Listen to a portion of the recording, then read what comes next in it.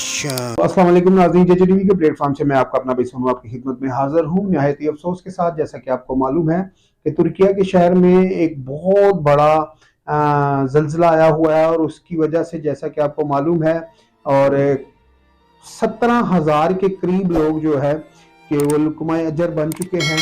और अभी तक जो बिल्डिंगों को उठाया जा रहा है, जो मलबा वहां से उठाया जा रहा है, और अभी तक वहां से लाशें निकल रही हैं। जिस दिन मैंने पहले दिन इसके ऊपर वीडियो बनाई थी, और तकरीबन इसमें उस टाइम पर फर्स्ट डे पे मेरे पास जो ज़राए से रिपोर्ट थी वो ये थी कि तकरीबन 2 से 3 हज़ार जो अमवात हैं वो हो चुकी हैं। लेकिन आहिस्ता आहिस्ता करते करते ये अमवात बढ़ती गई, शाम को कुछ और, सुबह कुछ और अभी की जो हमें एग्जैक्ट रिपोर्ट मिली है कि वो 17,000 से जायद लोग इसमें लुकमाए अजर बन चुके हैं। और इसमें छोटे बच्चे भी हैं, औरतें भी हैं और बुजुर्ग भी हैं, क्योंकि फैमिलियां जो हैं वो मलबे के नीचे दबी हुई हैं। और जो खंडरात का इस वक्त तुर्किया का शहर है वो पस मंजर सामने आ रहा है।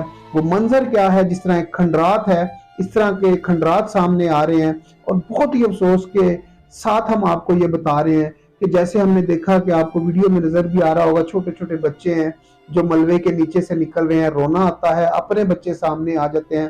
तो बहुत ही अफसोस के साथ कि ये 17,000 तक ये अमवात पहुंच चुकी हैं।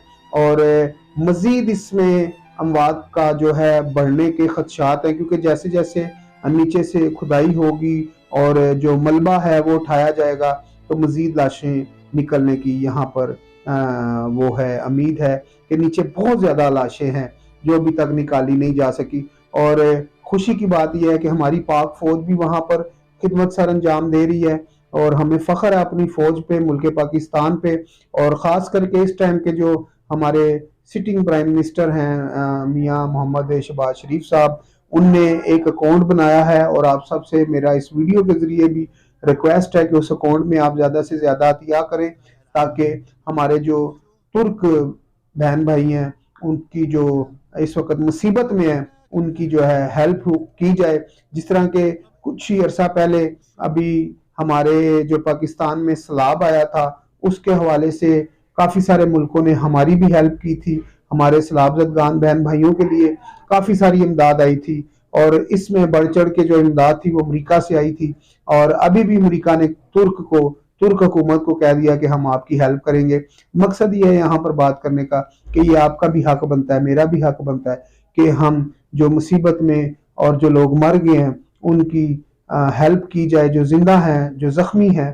तुर्क हुकूमत की मदद के लिए जो मुल्क पाकिस्तान ने अकाउंट बनाया है उसमें ज़्यादा से ज़्यादा अतिया कीजिए, ताकि हम अपनी आखरत संवार सकें। और नाज़रीन, जैसा कि आप जानते हैं कि अगर आपने अल्लाह की राह पर 1 रुपया देंगे तो वो आपको डबल देगा। और मकसद यह बात करने का कि जो भी आप डालेंगे वो आपने अपने पास से नहीं देना, अल्लाह ताला के दिए हुए से आपने देना है। तो इसमें परेशानी वाली कोई बात नहीं कि अगर आपने दिया है तो आपका खजाना कम हो जाएगा, वो कम नहीं होगा, मजीद बढ़ जाएगा।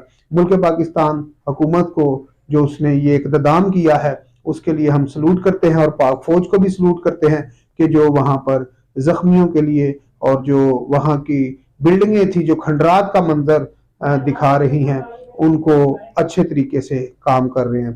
तो नाजरीन, अपने भाई सोनू को इजाज़त दीजिए, मिलते हैं अगली वीडियो में। अल्लाह हाफिज़।